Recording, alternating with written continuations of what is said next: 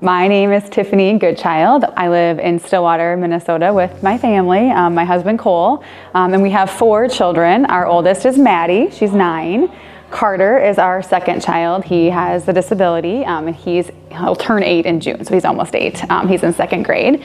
We have Gabby next, who is 6.5. She will correct me if I don't add that in, and she's in kindergarten. And then we have our youngest, his name is Sammy, and he just turned 3 in April. So there's all 4 of us that live here.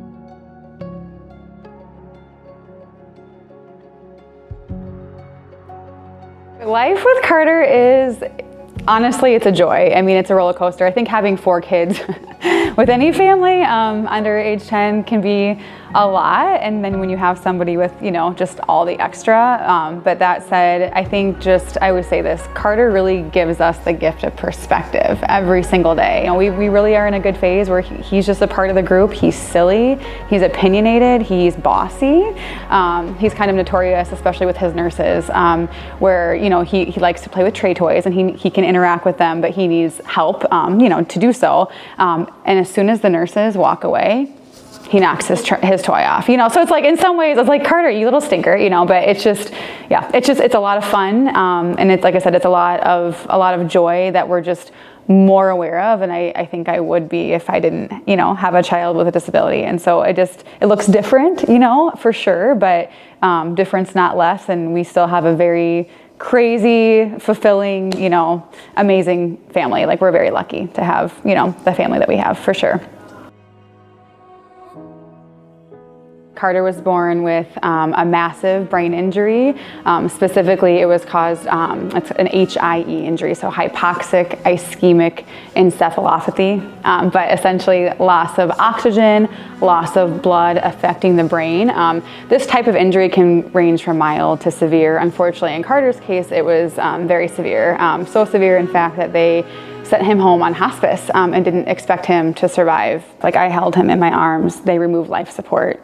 And they told me he was going to pass away in my arms. And so we were sent home on hospice, and then it was like, he's going to maybe live a week, and then it was 2 weeks, and then it was a month, and then I'm like, what is happening? So we got his diagnosis at age 2 or 3 months old based on an MRI, because for us, everybody told me he was not going to survive, and yet I had this baby who very much was trying to live, and I was trying to make sense of that. And so for me, that diagnosis helped me understand what we could expect. So he's got very limited functional mobility, and so for that reason, his neuromuscular health is something on the forefront of what we try to manage because of his condition. And so because of that, he has really tight muscles, he can't bear weight on his own, he can't stand on his own, and weight bearing is so critical for bone density and just neuromuscular, just skeletal development, bone integrity, all of those things. And so he uses his Stander really to promote his his hip health, and just his overall neuromuscular health. So that's the main reason why we use our Zing every single day. So we started with a Zing 1, and so as he got older and bigger, eventually, I think when you were, 5 years old, he's just very long, and so he kind of outgrew the height of the frame of the Zing 1, and so then we transitioned to a Zing 2, and so he just fits so much better in it, and it has such a bigger play tray for his toys too. And so it was a very easy transition. We just obviously had to submit for insurance to make sure we had the data to support that, yes, he is physically outgrown this one. And then it was a pretty easy just order with our medical supply company. So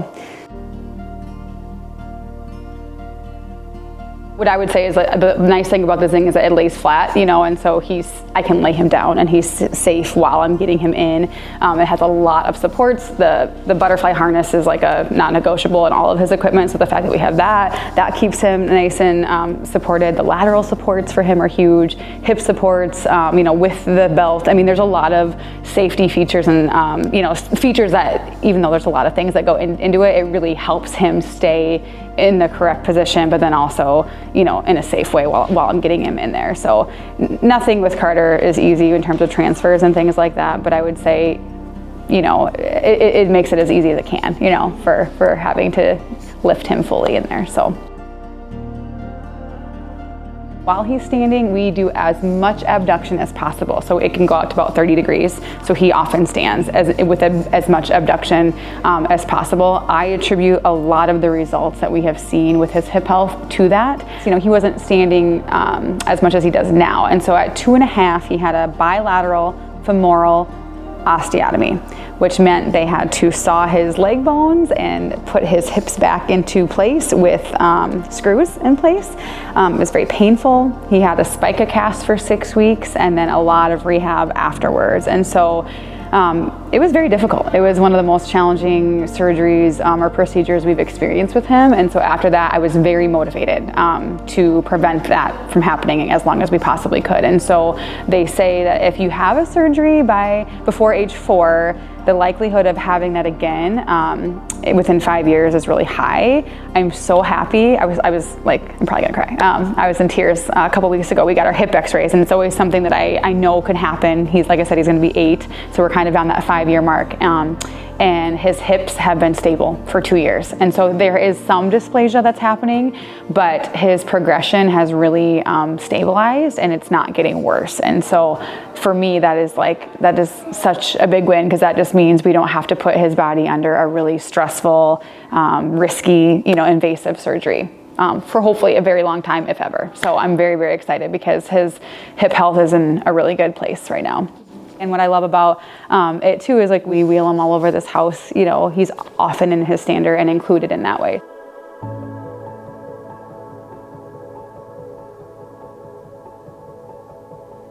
It's hard to tease out when a kid can't tell you, as a parent, and that's one of our challenges, is you feel like you're kind of guessing, as best you can. But absolutely, I would say the stander has made his quality of life so much better in so many ways. I mean, yes, the benefits of the physical health, the neuromuscular health, his hip x-rays, that's huge, but also he likes to be upright. He doesn't like to sit in his chair all day. And what little boy would? We're humans, our bodies are made to move. And so the fact that he's upright, I think it's important that kids at school and his siblings see that he can get out of his chair.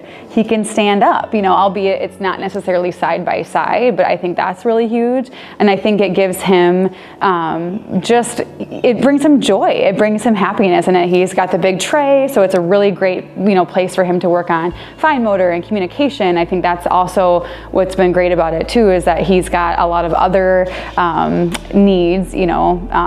His physical health is just one aspect, and so we work on communication, we work on OT, we've worked on sensory, types of things. It really can help us meet his needs. He also has games on his eye-gaze device that he likes to use, and so it's very common for especially his 3-year-old little brother to pull up a step stool and play games with his brother in his stander. And then Sammy will cry, and then Karter will laugh, and because Karter and Sammy can never agree on what game to play. So, it's just, they're siblings, they fight, so he even fights with his siblings in his stander. So, there's not really many things that he doesn't do in his stander, I guess, but it's just another way for him to get up and play and interact.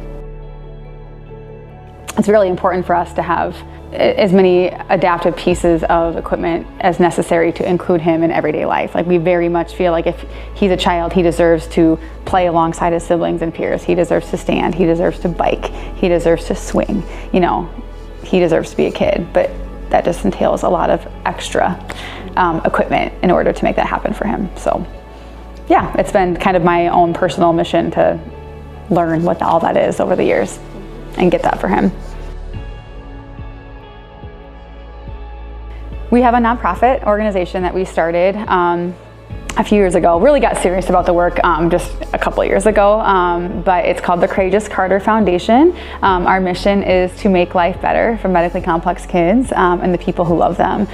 We understand what it's like to raise a child like Karter, and we live it in real time. And so my background's in special education. I gave up my career to be his mom full time. And even with my background and my training, I had no idea how much advocacy and grief and just struggle that comes with raising a child like Karter. Like, he's not a burden. I love him. It's the systems, it's the lack of accessibility. The world is not created with kids and people of all types of physical abilities, you know, and that we see that now. And so for us, we created this organization just to kind of do our part to help other kids like Karter and families like ours. It's very small. It's something that I do on my own time when I have time. We're very busy living our own lives, you know, but we try once a year to do a big fundraiser and give that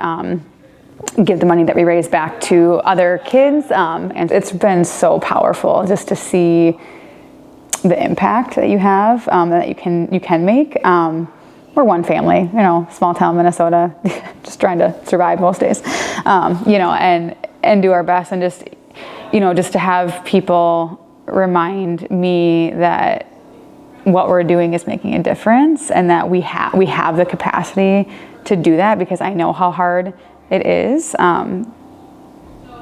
Yeah, I know how hard it is to figure this out. And so to know that we can be a source of light and positivity and just hope for people is like, it's incredible. And it absolutely keeps me going and reminds me that it's all worth it. Karter has taught me a lot. Raising a child like Karter is something I never expected to be a part of my story.